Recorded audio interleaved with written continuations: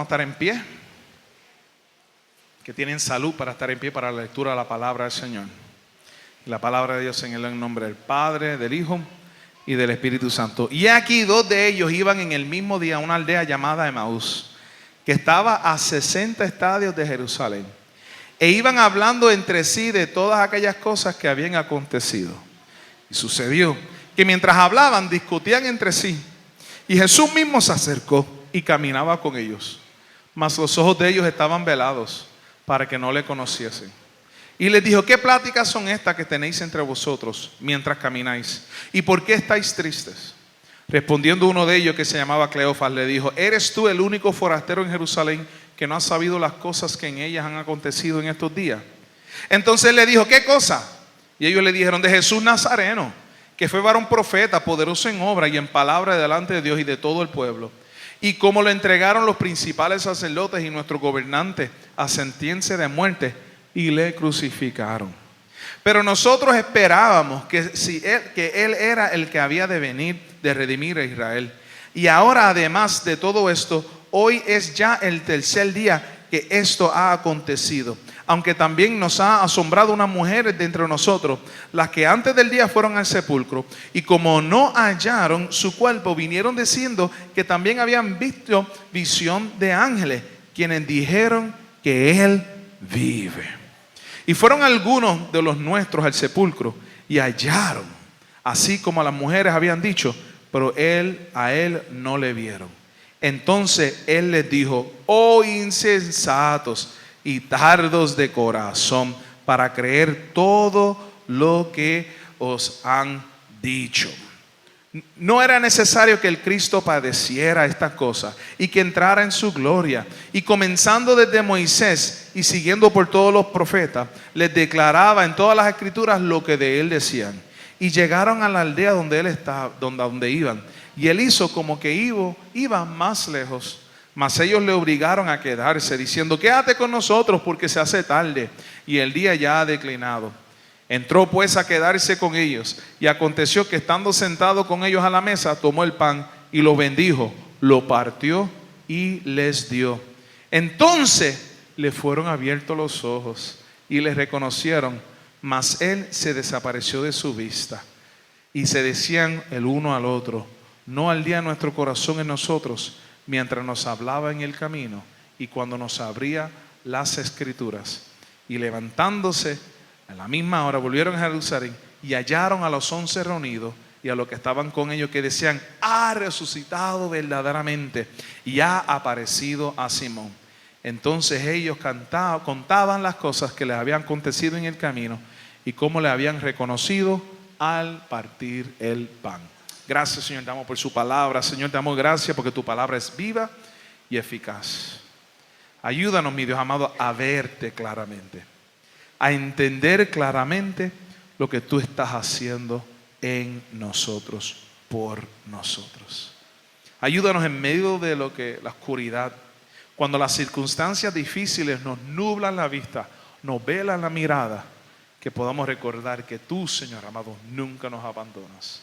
Bendice mis hermanos y hermanas con esa revelación de quién tú eres. En el nombre del Padre, del Hijo y del Espíritu Santo lo pedimos. Amén. Pueden sentarse, iglesia. Recuerdo unos años atrás, yo creo que yo he contado esta historia. Daniel se nos perdió en un centro comercial en Plaza del Sol. Y estábamos nosotros ansiosos, preocupados, ¿a dónde se habrá ido este chico? Y es que él tenía la costumbre, cuando estábamos por ahí en los moles, de irse a caminar y no mirar hacia atrás. Dale por ahí para abajo a explorar. Y si no lo tenía uno agarrado, se te iba. Y una vez se nos fue. Y no sabíamos dónde estaba. Inmediatamente yo dije: déjame ir al food court, al área de seguridad, porque yo sabía que el área de seguridad estaba cerca del food court. Déjame llegar allá a ver si han hallado a mi hijo. Yo recuerdo que de camino vi un guardia, y tan pronto vi el guardia, me enfoqué en el guardia, empecé a decirle: guardia, por favor, mi hijo, un niño de 3 años, se me ha escapado, no sé exactamente dónde está. Y cuando llegué al guardia y estaba diciéndole eso, el guardia me dijo: este niño que tengo en mis manos. Estaba yo tan ansioso, estaba yo tan hablando con el guardia con esa ansiedad, El guardia tenía a Daniel en la mano y ni lo había visto. Miré abajo, ¡Daniel! Y él, oblivious, sin darse cuenta de que algo estaba pasando. Me miró como que, ¿qué está pasando, papi? ¿Está todo bien? ¿Cuántas veces nosotros hemos dicho, Señor, Señor, ¿dónde tú estás? Y no lo vemos. ¿Cuántas veces hemos dicho, Señor, no te veo, déjate ver? Y sentimos que tenemos los ojos desvelados. Así se sentían los discípulos. Dios, ¿dónde tú estás metido? Dice el texto que Jesús se le apareció a ellos, pero ellos no lo vieron. Jesús estaba presente, Dios estaba presente en la vida de los discípulos, pero ellos no se percataron. Ellos no vieron a Jesús que estaba presente. Jesús se acercó a ellos, a estos que se habían abandonado, a estos que se habían alejado, a estos que a la hora de verdad arrancaron todo a correr. Jesús se acercó a ellos. Jesús debería haberlo dejado abandonado. Jesús debería haberse lavado las manos de estos cabezones discípulos. Porque vez tras vez Jesús fue alertándolos, avisándoles lo que iba a pasar. Es necesario que Dios el hombre sea entregado a manos de los escribas y del sumo sacerdote y sea matado, pero al tercer día resucitará. Incluso Jesús le dio instrucciones. Al tercer día, encuéntrense conmigo allá en Galilea. ¿Estaban en Galilea los discípulos al tercer día? Para nada. Estaban asustados, estaban amedrentados porque pensaron, mataron a Jesús, nosotros somos los próximos. Ellos no creyeron. Hermano y hermana, eso es lo extraordinario de los evangelios. Si tú estás narrando una historia, muchas veces cuando nosotros narramos historia, tenemos la tendencia de no contar nuestras fallas, ¿verdad? Pasarle por encima nuestras fallas y tendemos a quizás exagerar un poco nuestros logros. Pero cuando uno lee los evangelios, uno ve que los discípulos son unos cabezones sin fe. Jesús le avisó que al tercer día él iba a resucitar y ellos no lo creyeron, ellos dudaron. Tienen a Jesús de frente y ni se percataron que era él. Estos dos que estaban camino a Emaús ya han escuchado el testimonio de las mujeres porque se lo dicen. Hay unas mujeres y algunos que dicen que resucitó, pero nosotros no lo hemos visto, nosotros no lo creemos, nosotros no sabemos qué hacer con estas noticias. Estaban asustados, no estaban camino a Galilea.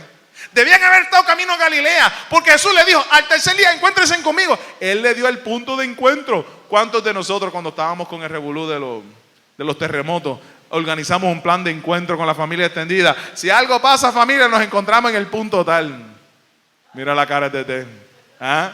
Y los bultos esos al lado de las puertas. Y decía, viene un terremoto, ¿qué me va a ayudar el bulto ese, verdad? O sea, agáchate, métete debajo de la cama si puedes y espera que pare y arranque. Y cuando paró, ¿verdad? Pero nosotros preparamos el punto de encuentro. Jesús le había dado el punto de encuentro. Al tercer día voy a resucitar, encuéntrense conmigo en Galilea. Pero ellos no lo creyeron. Ellos no estaban donde debían estar. Pero Jesús llegó a ellos. Qué bueno es Dios que muchas veces nosotros no estamos donde debemos estar, pero Él llega a nosotros.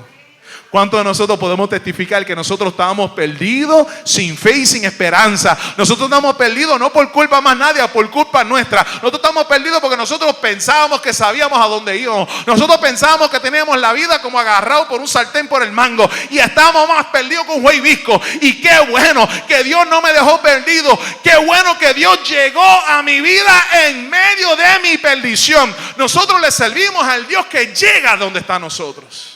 Aún cuando nosotros estamos perdidos por culpa nuestra, Él no nos abandona. Ellos le abandonaron a Él, pero Él no los abandonó a ellos. Al revés, Él se acerca. ¿Cuántas veces tú has fallado y has llegado al culto el domingo y te quieres sentar en lo más atrás, que nadie me mire, que nadie me hable, porque tú sientes que le has fallado a Dios y tú no mereces el lugar? Y Dios te acerca. Y Dios se acerca a ti. Yo recuerdo una vez jovencito. Había pasado un sábado haciendo, yo no sé, ni recuerdo, pero yo recuerdo que yo llegué ese domingo por la mañana con culpabilidad, sintiéndome mal, porque yo soy cristiano, yo debo dar mejor ejemplo. Y yo dije, llegué amanecido ese domingo, porque cuando uno es hijo de pastor, uno llega el domingo a la iglesia sí o sí. Aun cuando estás trabajando y tienes carro, no importa, tú estás el domingo en la iglesia sí o sí. Y yo sabía eso. Aunque llegara con la ropa de ayer, yo llegaba. 2 o 3 veces hice eso. Y me quedé atrás. sintiéndome mal conmigo mismo. Estoy aquí, pero yo sé que yo no merezco esto. Y vino la pastora Mayra y se paró aquí y dijo, y yo, eso no es conmigo. Y ella sigue haciendo así. Y yo, la cosa no es conmigo. Y llamó a uno de los hieres, mándame a buscar al hijo del pastor. Y yo sabía que era conmigo la cosa. Cuando el hijo y él vieron de mí, yo, y me llevó al frente y yo decía, ahora viene el regaño. Ahora viene el tutazo. Ahora viene el cocotazo espiritual, te lo dije. Lo que me dio fue una palabra de restauración y de reafirmación. Una palabra de reafirmación y restauración.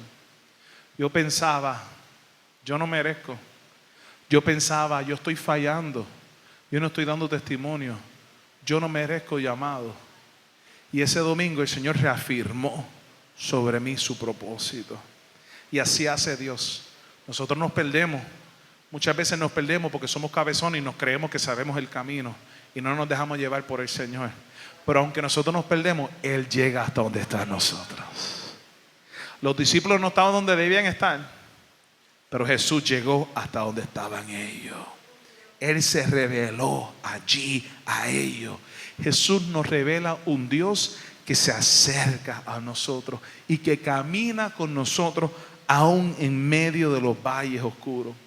Aún cuando hemos fallado, aún cuando lo hemos ignorado, aún, hermano y hermana, por nuestra falta de fe nos hemos abandonado, Dios sigue estando presente. Ellos llenos de incredulidad, pero allí estaba el Señor.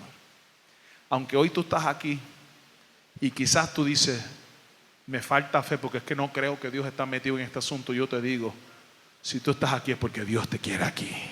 Es porque Dios tiene propósito contigo. Es porque Dios está presente más cerca de lo que tú piensas. Los ojos de ellos, dice el texto, Jesús estaba presente, pero dice el texto más, los ojos de ellos estaban velados. Así dice el texto, hermano y hermano. Yo me pregunto, ¿por qué? Tenían a Jesús de frente porque no lo veían. Porque no se percataron que era Jesús. No es la primera vez. ¿Se acuerdan cuando las mujeres pensaban que era el jardinero? Y no es hasta que Jesús le dice, María. Ahí ella dice, maestro, Raboni. Ella escuchó la voz de Jesús. Y ahí, eres tú. Jesús tenía un cuerpo glorificado, hermano y hermana. Dice, pero ¿cómo con un cuerpo glorificado? Bueno, porque Jesús traspasó las paredes para entrar al aposento alto y llegar hasta donde el discípulo. No dice que abrió la puerta, dice que traspasó las paredes. Así dice el texto.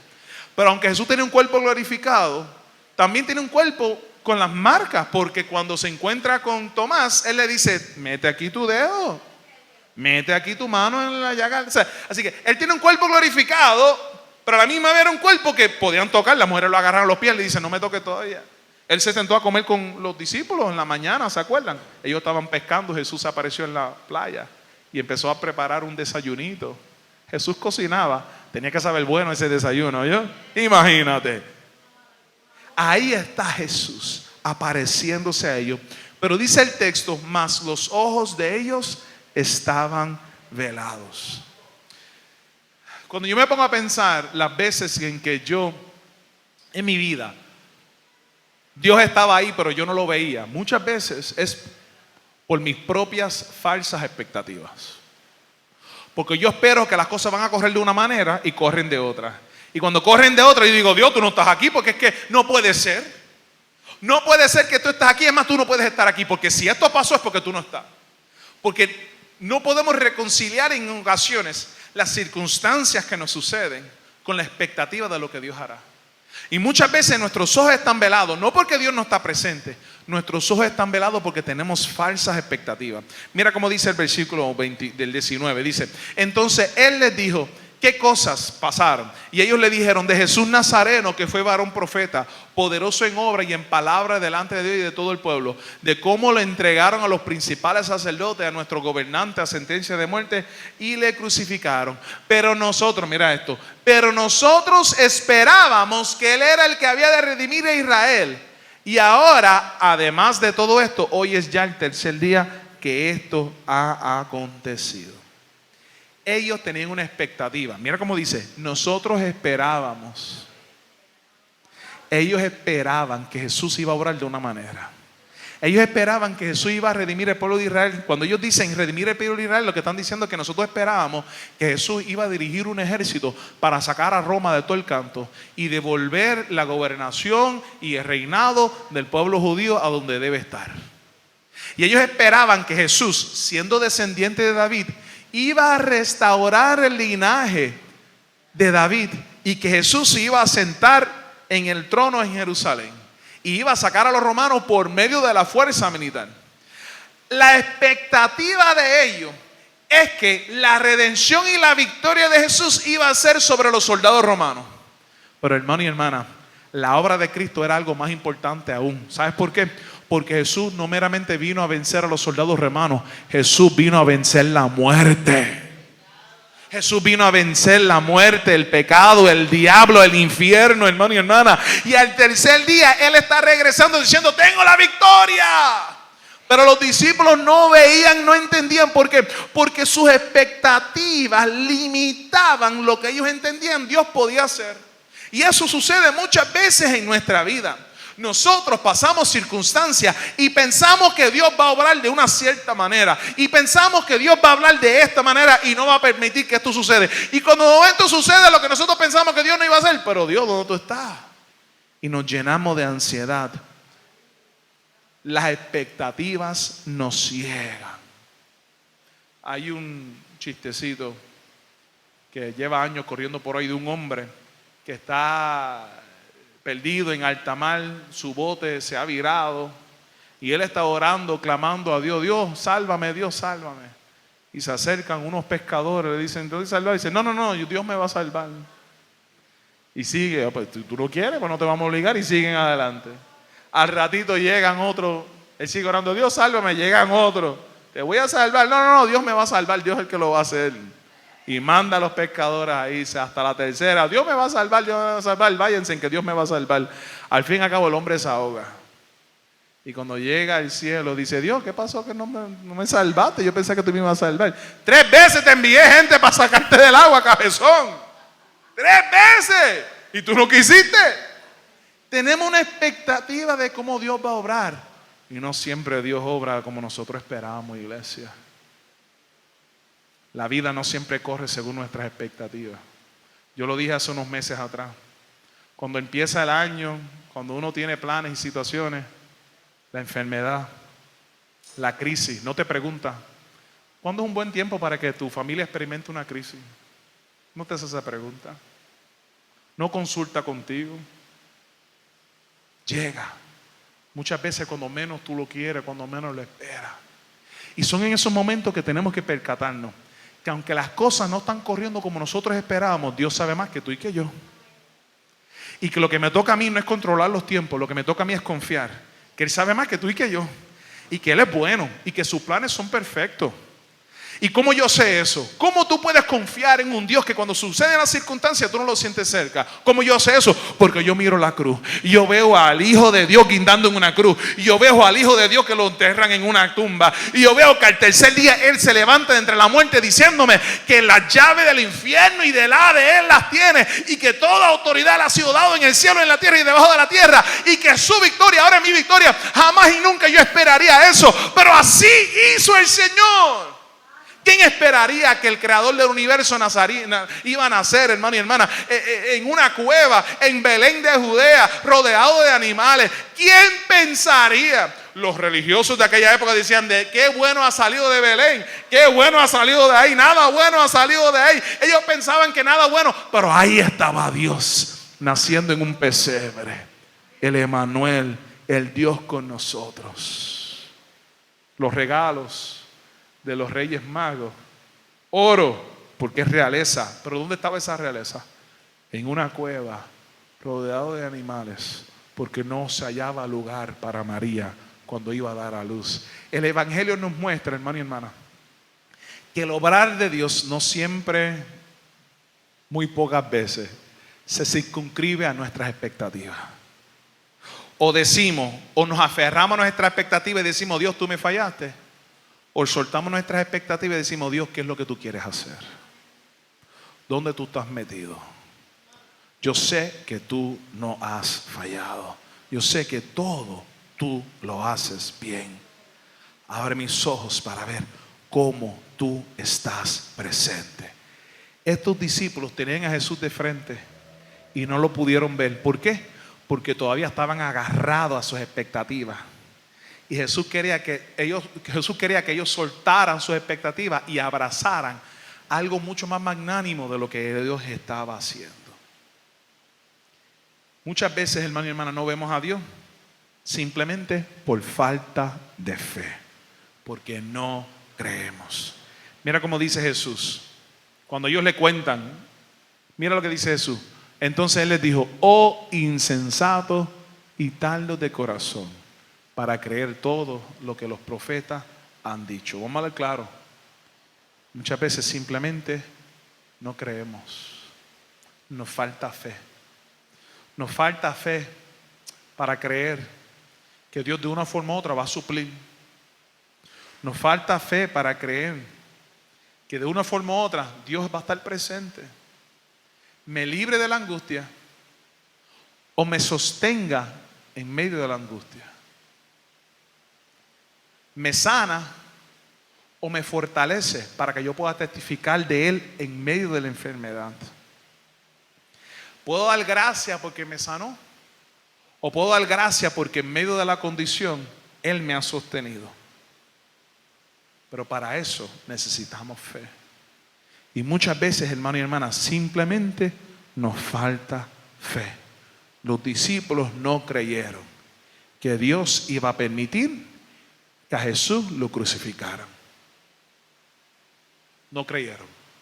No creyeron. Y por eso Jesús dice: insensato, tardos de corazón para creer. Esto viene predicándose, esto viene profetizándose. Léete Isaías, la canción del siervo sufriente. ¿Acaso ese capítulo en Isaías no describe todo lo que le pasó a Jesucristo? Aquel que fue inocente, sin embargo, pagó el precio por nosotros. Injuriado, en Él no se halló hermosura alguna. Inocente, sin embargo, tenido entre los viles y los culpables. Hermano y hermana, muchas veces simplemente nos falta fe. Nos falta fe para creer que Dios está en medio, aún en medio de las pruebas, aún en medio de la enfermedad. Queremos creer que Dios está en la abundancia, que Dios está presente en la prosperidad, que Dios está presente en la sanidad física. Y se nos dificulta creer que Dios está presente aún cuando estás tomando quimioterapia. Nos gusta creer cuando nos dan el aumento. Dios lo hizo. Pero el día que quizás te llaman a la oficina y lo que te dan es un layoff, se nos hace difícil creer que Dios está presente allí. Testificamos y damos gracias al Señor cuando la tormenta se desvía y nos libramos de la tormenta. Pero cuando la tormenta nos parta por medio, como María nos partió, podemos decir que Dios sigue sentando en su trono, que Él sigue presidiendo en medio del torbellino. Tenemos suficiente fe para creer que su mano nunca ha faltado, iglesia. Tenemos esa fe. Muchas veces, hermano y hermana, lo que nos falta fe: oh insensatos y tardos de corazón. Jesús nos va mostrando que aún en medio del torbellino, aún en el hospital, aún en la funeraria, aún tomando quimioterapia, aún llorando y lamentando la pérdida de un ser querido, Dios sigue estando presente. Él nunca me ha abandonado, su mano nunca ha faltado. ¿Por qué? Porque Él estuvo dispuesto a dejarse crucificar en una cruz por ti y por mí. Eso tiene que romper todos nuestros esquemas y nuestras expectativas de lo que Dios está dispuesto a hacer. Cargó la cruz tuya y mía. Así que si aún cuando estamos frente a una situación tan difícil como la muerte de un ser querido, podemos tener esa paz y esa seguridad que Dios está con nosotros. ¿Sabes por qué? Porque aunque yo ande en valle oscuro de sombra de muerte, no temeré mal alguno, porque tú estarás conmigo. Tu vara y tu cayado me infunden aliento. Aderezas mesas delante de mí en presencia de mis angustiadores. Unge mi cabeza con aceite. Mi copa está rebosando. Ciertamente el bien y la misericordia me seguirán todos los días de mi vida. Y en la casa de Jehová moraré por largos días. Afírmalo, iglesia, afírmalo. Agárrate del Salmo 23, agárrate del Salmo 91, agárrate de Romanos 7, agárrate de Isaías 51. Mi Dios es un Dios que está conmigo aún en medio del sufrimiento. Él no me abandona. Y eso es lo que Dios, eso estaba haciendo Jesús. Al tercer día Él resucitó y está junto a sus discípulos y ellos no lo ven. Hello, estoy aquí. Y ellos no lo veían porque tenían unas expectativas cerradas. ¿Cómo hizo Jesús para abrir los ojos y la mente de los discípulos? Mira lo que hizo Jesús.